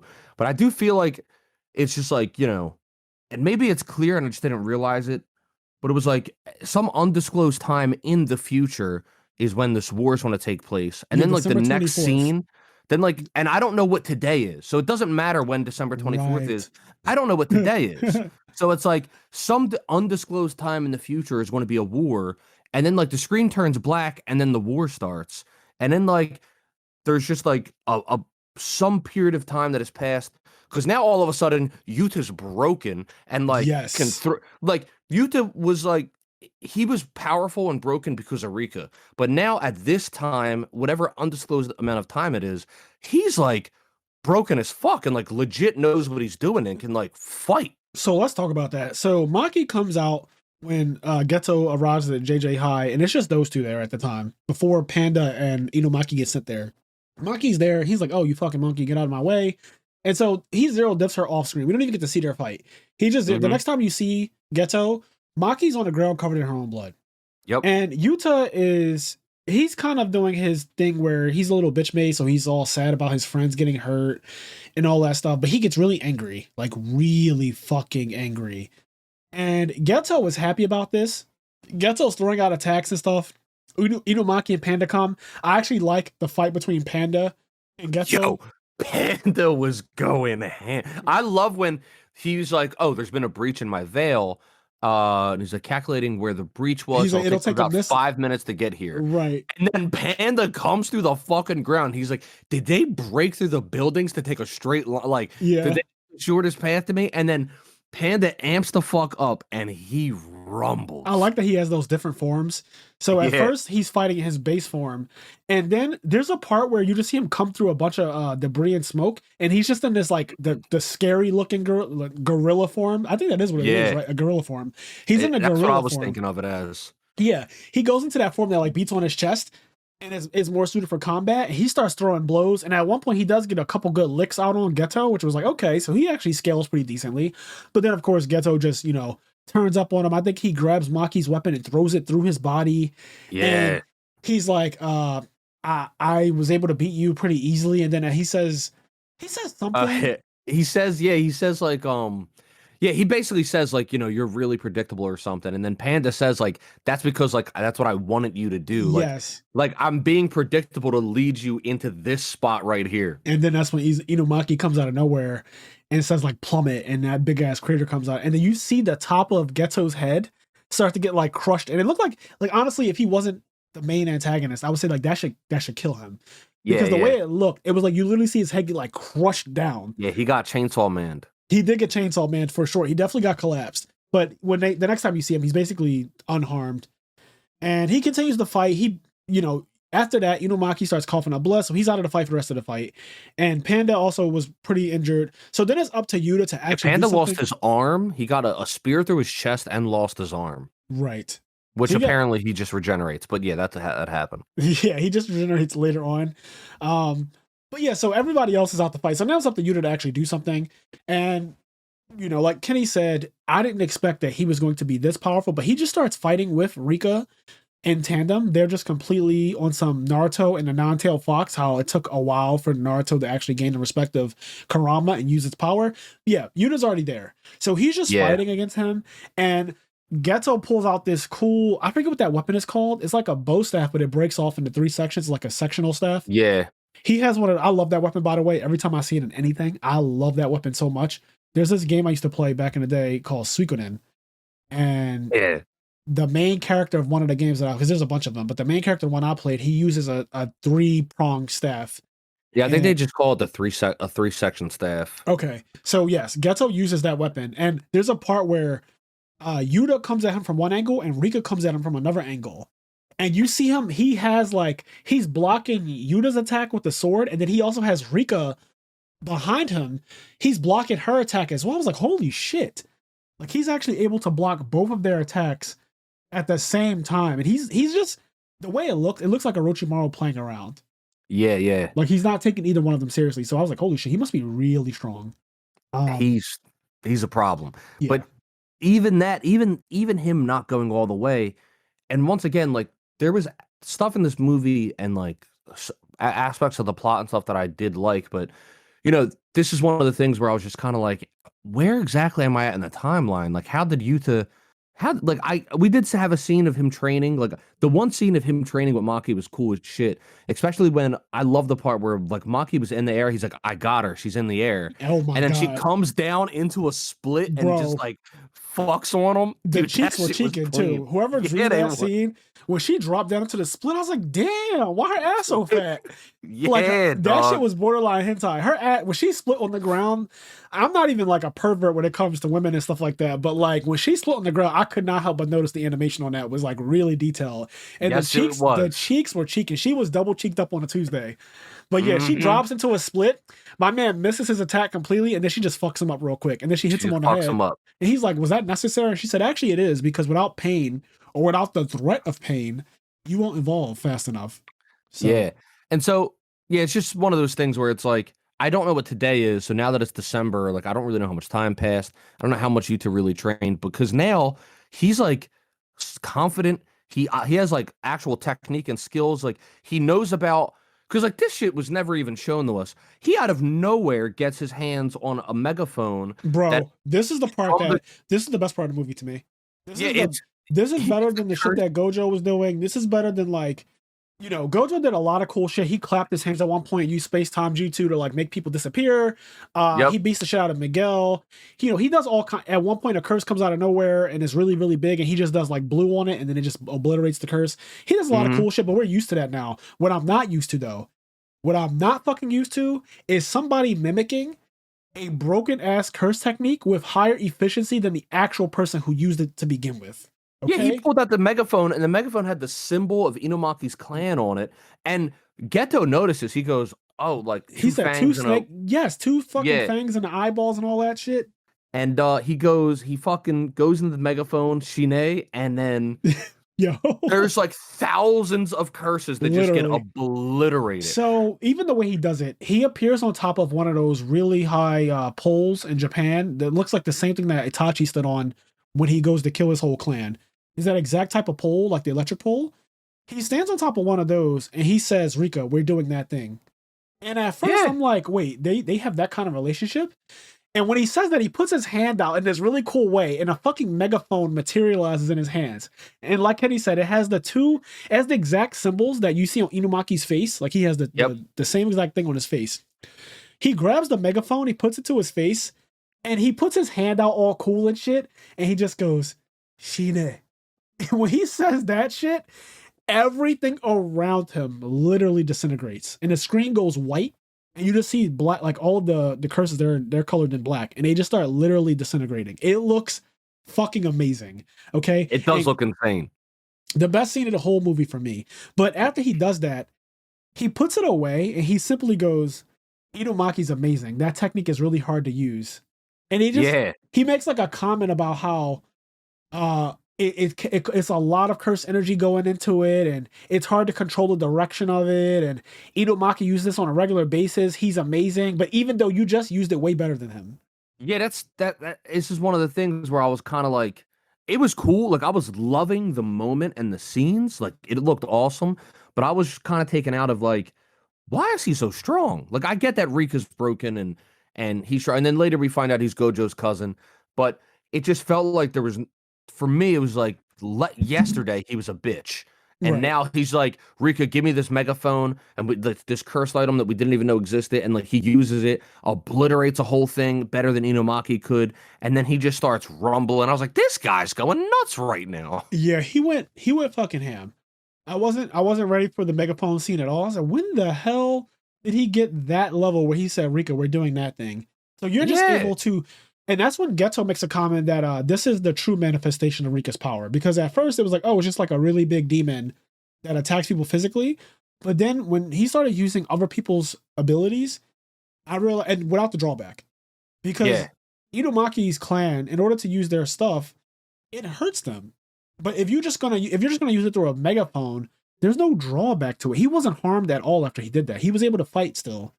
So It's that pretty that is broken. that is not okay, and that's going to be used, I guess, later on because that kid Yuta is now going to be a part of season two and onward. Like the way the movie ends, we see Yeah, that Gojo goes to like recruit him or whatever that's again. gonna be because I'm watching it and I'm wondering basically because at one point he makes the promise with Rika. He says, "All right, like lend me all of your power and like I'll die, like I'll I'll go give be you with you." everything, my mind, my body, my heart, everything.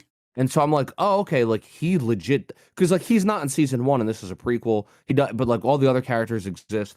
And like I said, as far as I know, this is actually part of the manga. So this all is actual canon to the story. It's all Yep. real, etc. So anyway, I thought maybe okay, he dies at the end of the story, and then like he kind of sort of confirms it that he dies, and then but then he doesn't die. At the end, there's like this really kind of touching, beautiful scene where he like releases Rika, and Rika says like, don't come to my side anytime soon. Right. She's finally able to go rest. But he just kind of goes off, and then after the credits, we see Yuta. I don't know if he's in Miguel's country or if they're just somewhere else, but he's with Miguel, the guy that was fighting with Geto, and he's like eating with Miguel, and then out of nowhere Gojo shows up, and it's just like this really weird scene because I don't 100% know what's going on. Me either, I don't. because Miguel I thought was like on the side of evil. So Yeah, how did Yuta end up with him? I'm not really sure on that. But yeah, Yuta is just having some spicy food that he never got to try before. He's eating some spicy food with him. He's like, "Oh, this is amazing." But I was a little confused on the context of all of that stuff too, and like where they are, how much time has passed between the prequel season one and that scene. Like we don't know. yeah, But yeah, that whole thing was interesting. I thought that it was cool though when Geto, just to kind of go back a little bit, he used his ultimate attack. He said, there's 16 special grades, there's 4 special grade people, and this is one of the 16. He calls this fucking doll thing. There's oh like yeah, this Asian doll looking thing. And he said, I'm going to use all 4,452 curses against you. And he puts his hand up and creates this thing called Maelstrom. And it's like all of these curses, and they start becoming black, and they make a spirit bomb. And when he does that, that's when Yuta says, like, "Lend me your strength, I'll give you everything." And so she shoots out this purple laser. This reminded me of Black Clover. There was a part where I forget the guy's name. I actually like the character a lot, but he's one of the captains of one of the squads. He's a painter. And he's fighting against Rill. His name's Rill. Rill. Yes, thank you so much. Rill's fighting against, is it what's the so it's Asta and Yuno. So Rill's fighting Yeah, against Yuno, and he's painting like this fucking demon looking thing that shoots this purple laser out as Yuno's using his new mode where he gets like fuse with the sylph and become one. And so they're going back and forth with a beam struggle. But yeah, eventually Rill's like, "Oh, this is amazing. I'll be able to paint like anything after this." And he's yeah, not yeah. He's taking it looking seriously. for the best inspiration. The best is, yeah. So that scene reminded me of this a lot. But apparently Geto just gets destroyed by this. Even though he used his full power, you find out that Yuta is just way too much. At least releasing his power in this form, where you're just like, "I'm gonna give up everything." It kind of reminds me of Chainsaw Man too, when that girl said, "I'll give you everything." This this also goes to like one of the like issues with JJK that we were talking about with Gojo. Yuta is part of Gojo's clan, and Yuta has nowhere near the experience Gojo has. Not even a And little like bit. and Geto is like he has 4,000 plus curses. He's like as far as we know, the big bad. Like he is the Right. He's the biggest Orochimaru right now. of the series. And like he gets sort of kind of no diffed by Yuta, and Yuta even with a time skip in training, he's still not on Gojo's level. So just like a random kid who didn't even know he was part of Gojo's clan is kind of able to just no diff the strongest fucking villain. I Like, think even Geto says when he does the megaphone, he said in under a year he was able to do that. yeah, like Yeah, it's it's kind of nuts. And this just goes more to show like how unfair Gojo is. Cause yeah, because like, that kid is nowhere near his level. Like that kid is nowhere near his level. So yeah, it's that is a problem that I have with all of these. But my way of dealing with it, like I said before, is that I consider all of these anime like this to be the new school of shonen. And they all have this thing where the pacing is really fast. Like Demon Slayer, Jujutsu Kaisen, Chainsaw Man, right? They're all part of what I call the new school. And Yeah. the old school would be Naruto, Bleach, One Piece, and everything around before and around that, like, Yu Hakusho, all of that stuff. That's all the old stuff where the stories were really, really long and drawn out, and the pacing was really slow. The main character starts off really, really weak, and then they get stronger slowly. Like, it might be 40 episodes before Genkai really puts Yusuke on a good level, right? Like, where he's a bit, and then you come to find out he's not even anything compared to Togoro and them, right? Like, so even though he trains with Genkai, much later, he's nowhere near. Or like another good example is Hunter x Hunter. 20 episodes before you even find out what Nen is at all. Then they find out what Nen is, and they still suck for another 60 episodes. Yeah. So that pacing is much slower back then, but now you have these Jujutsu Kaisens, the Chainsaw Mans, the Demon Slayers, where the main characters are just ridiculous within the first season, basically. Like Kino Kamikaze is fast. Sun breathing is episode 19. Yeah, it happens 19, really fast. In Jujutsu Kaisen, I think by episode like 18 or something, Itadori is doing that Black Flash technique 3 times in a row, which they said the only other person who did that was Nanami. Yeah. Like, he said, what's the most you've ever done it in a row in one day? And Nanami says 3 times. And then Itadori does the exact same thing the first day he learns how to use it the first time. So he breaks the record. He breaks the record on the first day he uses it. It's like, and Black Flash is like supposed to be this really absurdly powerful technique. Oh, by the way, I don't know if you caught it, but in the movie, Yuta actually uses Black Flash. Yeah. There's a random scene. They don't call it out, but you know what it is when you see it visually. Yep. No, I 100% did notice that. Yep. He blatantly just uses Black Flash. So I also thought it was cool. You got a quick little scene showing like Toto and all the other guys like running around killing curses. Just go real quick. And there was like this big curse, and we're like, oh my God, we can't deal with that. And Toto's like, I ain't got time. I got to go to a concert. And he just fucking runs up and no diff some random ass curse. Yeah, Toto's broken. He is broken. Oh, now that I think about it, I wonder how much maybe they blatantly say it's something different. But I just remembered when they introduced Toto and like that whole class, they said that like there was like a war or something like just recently or not that long ago. There was this huge fight and Toto went off and like by himself killed like these really big like a bunch of these big curses. That is a relation to the movie. I just realized I think that's this is what they were talking about in season 1. It was this event. You're 100% right. I didn't even think about that until right now. Yeah, no, and they didn't really show him do it, but this war was actually the exact thing that they introduced him on. He exercised 4 high-level curses by himself. Yeah. Also, I thought that the one girl with the 2 big braids in the front and the back with the light blue hair, she was really cool. She has like an axe. Oh yeah, she was awesome.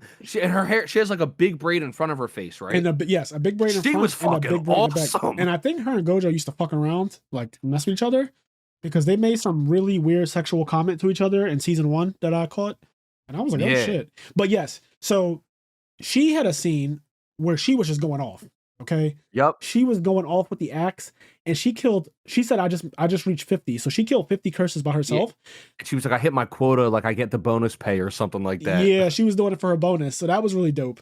But I was a big fan of her, so I want to see her fight a little bit more. I want to see what her cursed energy and her techniques are, because we didn't even get to see that. She just used an axe and killed everything. Yeah. Yeah, there was a lot of really cool scenes in the movie and just random shit that happened. Yeah, overall it was a pretty good movie. Okay, before we wrap this episode up, I want to quickly address a listener letter. So we do have one from Austin Cruz. It's been a while since we had a listener letter, so I feel like a lot of people might have forgotten that we do this segment of our show when we get them. But if you want to send in a listener letter and have us read it aloud on the show and discuss it a bit, just write into IMNerdpodcast@gmail.com. And again, that's IMNerdpodcast@gmail.com. You can also find us in our link tree and on every one of our YouTube videos now. In the description box, there will be like our listener letter thing, our link tree, our Patreon, and stuff like that. So if you're interested in that type of thing, just check it out. But yeah, Austin says, and this is based on Chainsaw Man, so we did our Chainsaw Man episode very recently. He says, I was also someone who waited a while to start Chainsaw Man.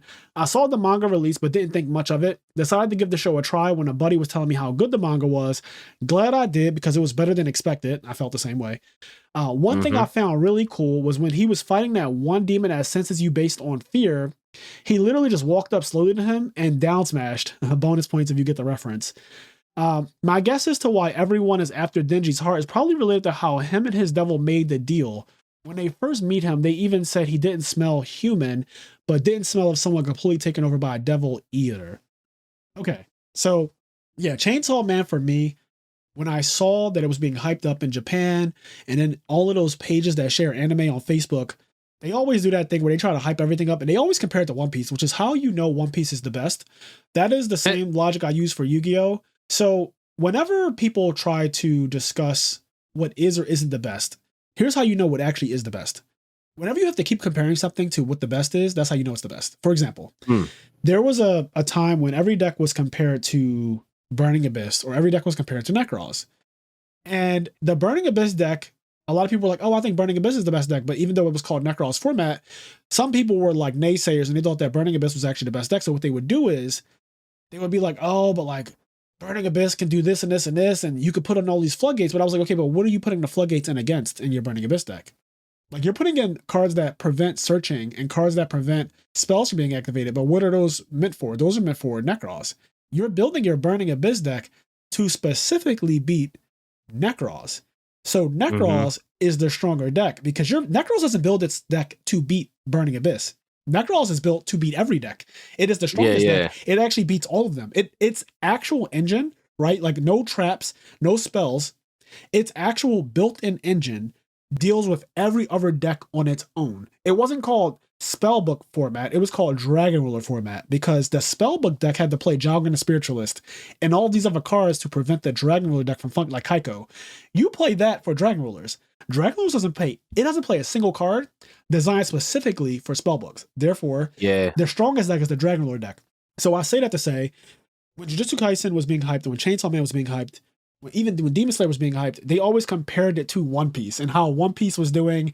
Like, oh, One Piece is now number 2 in manga sales this month. It's always for a month too. It's never for like a whole year. It's just like, oh, this month Demon Slayer was the most sold manga in Japan and all this other crazy shit. And like, yeah, when I saw the Chainsaw Man art, I immediately was turned off by it. I was like, okay, this is a rant. I don't care about this. This is a fad. This is a trend. Like, another one is Tokyo Revengers. Everyone was hyping that up for a while. I don't really hear much about it right now, but everyone was hyping that up when it first was, I guess, getting really good and saying, oh man, it's the most selling thing in Japan. And I looked at the art for it and I wasn't really impressed too much about it, but I won't discredit something just for its art style. But if it doesn't look like something that I'd be into, like a guy's face being a chainsaw and his arms being a chainsaw, it just did not speak to me. That just wasn't, that wasn't my thing. So I agree with you, Austin, when you say that you waited to get into it because it didn't really look that cool or anything. I feel the exact same way. Yeah, for me, Chainsaw Man, I saw the manga artwork I remember seeing and loving. I thought the way the artwork looked in the manga, I thought looked really cool. Not saying Chainsaw Man because I think he looks like a rant, but I mean the art in general, just like the quality of the artwork, I thought looked really nice. Like I remember seeing like Makima or whatever the fuck her name, and thinking the way she was drawn was really well done. Yes. But I never actually went and read it. Then we eventually watched the anime, and yeah, I mean, I'm happy we did. Like Fraser, I think that it started off kind of like, okay, this is interesting, but then as time went on, with each passing episode, it did get better. Yes. Like I can say that. Like it's where it started, I was like, okay, this is cool, whatever. I'm not, but with each passing episode, I was interested a little bit more.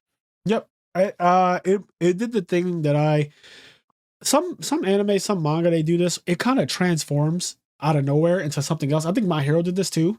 My Hero spent a good portion being like a goody two shoes, happy-go-lucky story surrounding a typical shonen protagonist, right? Like, Izuku is very similar to most protagonists that you've ever seen. He's very similar to Gon, and he's also like he's really intelligent and everything, but he has a Gon factor to him, a pureness of heart.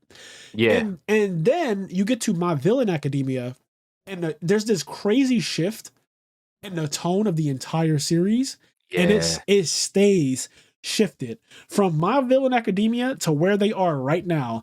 The tone shift remains to this very dark anime slash manga that I just did not expect going into it, because again, it seemed very happy-go-lucky, very heroes, and we want to save people and do good, and then it became like, I don't even know. Yeah, it got dragged down into the darkness. It did. And so Chainsaw Man, while it didn't start off happy-go-lucky, there was a tone shift when I saw Makima get shot in the back of the head.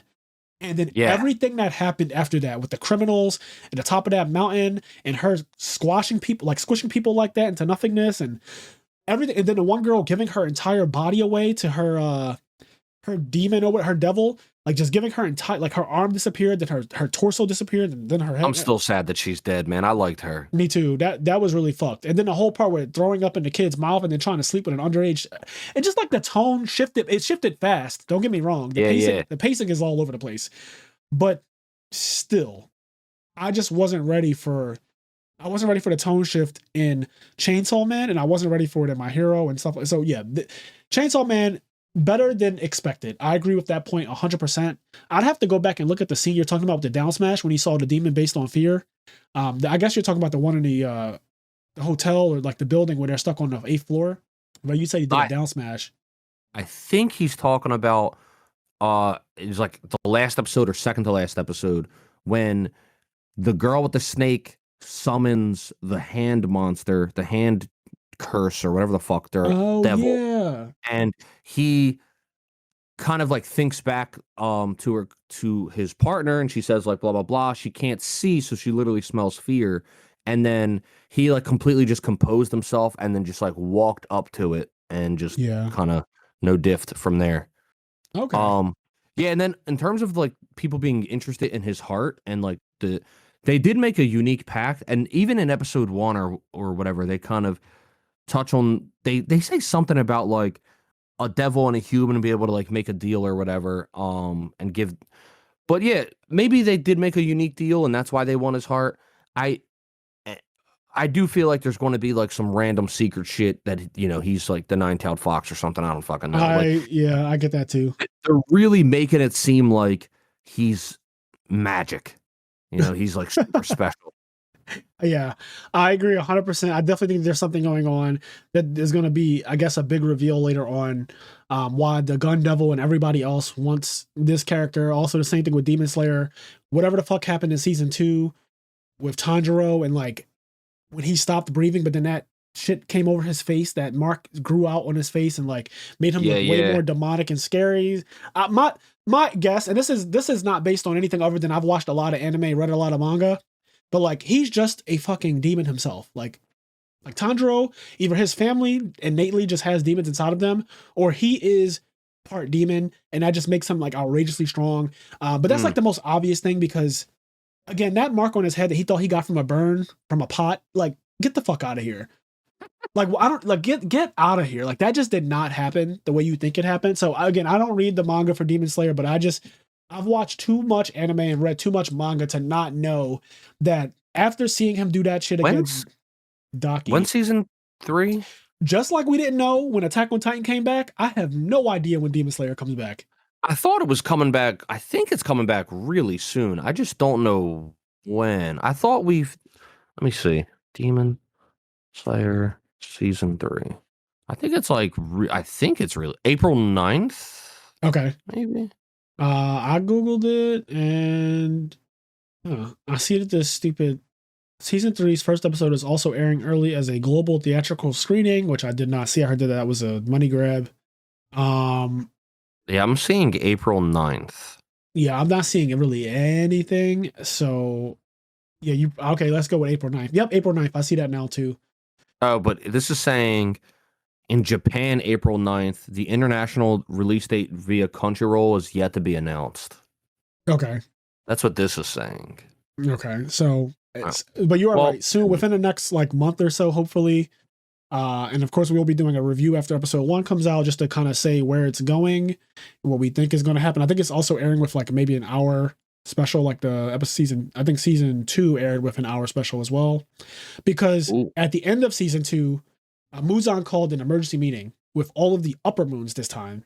So yeah, that is going to be hype as shit, and I can't wait for that. Because season 1 ended with an emergency meeting, but it was with the lower moons, and it was just him talking down to him. I imagine he's still going to talk down to the upper moons, but maybe with a little bit more grace. Maybe he won't kill all of them like he did with the lower moons.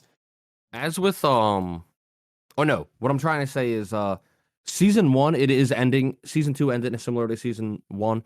I am happy. As good as the movie was, like as fun as it was to watch Mugen Train, I'm happy that they're not doing another movie before season 3, because like they saw how successful that was and blah blah blah. Like Yeah. I'm happy that we're just getting another season because it's annoying having to wait because like it takes so much longer for a movie to come over to the States than it does for just like the episode. Yeah.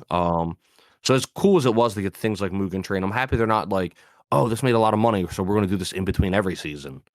Agreed. I agree 100%. I'm glad that's not becoming a norm. It would be almost as cringe as what Attack on Titan's doing. Like, I'm just not a fan of what's happening with Yeah, that. yeah.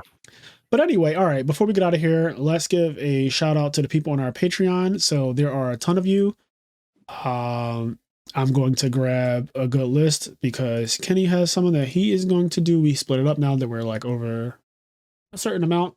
So we have 54 people on our Patreon right now. And Jesus, there's 2 pages of people. So bear with me. Kenny, I just messaged you on Discord the names for you. Okay. So we have our day one. Honestly, these are our day ones. You know, we got our day ones in the beginning. We got Connie, Austin, Leon, Quest. And then we have Garen, Xavier, Hylian, Dimitri Barnes, Vinny Casello, Dominic Roberts, Giovanni Avalos, Alex Flamer, Henri Reynolds, CJ, Dub K Dad, Juan, Dan Variable, First to Home, Dallas Ferneris, S. Akuma, Mitchell Niles, Midwest Gaming, William Shapiro, Dimitri Safirdas, Vince Marquette, Dallas Bailey, Doc and Ziggy. Oh, wait, did that change? Anyway, Doc and Ziggy, Roz Weiss, Nick Stango, Hunter, our 2-time national champion, Vincent Zen, Sarah Maria, Sunny Top Cut Podcast, Alex Ahern, Philip Campa, Jalen Haskins, Arale Melfi Slump, Chris Lynn, Wookie 159, MSW 2389, Edison Club, Kyle Batelho, Brandon Moore, Sugal, Nick, Eric, Nafa, Corey Fowler, Omar Ramos, Elijah Barfault, and then A True Hero, Tyler Tadeo, Majora Plays Games or Majora X, Anthony, and just Anthony. So if you want us to say anything else to identify you, then let us know. But for right now, I'll just say Anthony and Matt Glenny. Yes, and I think I'm not 100% sure, but I think that you guys can edit your actual like name on Patreon, not your email address. Yeah, of you course. can. But okay, you can do that, Kenny. Yeah, because somebody that follows my stream on Critical Hit Plus, they subscribed to us on Patreon for like a month, and when they initially subscribed, it was their name. Yes. And then they changed it to what they wanted like their display to be. Okay, because I remember there was a point where I was having a hard time with Kang Petty because his actual name was showing, and I had to remember every time like, oh, just say this because that's what he asked me to say. But yeah, that actually is really cool. So if you want to have a different name for us to read out, then I think you have to do something in Patreon where you can change like your display name or your username or whatever. So yeah. Anyways, we're getting out of here. As I always say, do the things that make you happy. And that includes watching a pretty good anime movie, honestly. Jujutsu Kaisen is actually, it's grown on me. Like, it's definitely grown on me between this movie and just my respect for season 1's animation and just the actual fight choreography, I think, is really well done and stuff like that. Gojo's a really cool character, really overpowered character from the start. So, yeah. Yeah, I enjoy JJK. Whatever I say about it to detract from it, at the end of the day, I do enjoy it. That's why I've watched the movie. Because like, if I didn't enjoy season 1, I wouldn't have watched the movie. And I'm excited to watch season 2, regardless of whatever pitfalls there may be. I'm still excited I bit my tongue. I'm still excited to see season 2. Oh, geez. All right, well, we're getting out of here. Catch you in the next one. Peace. See ya.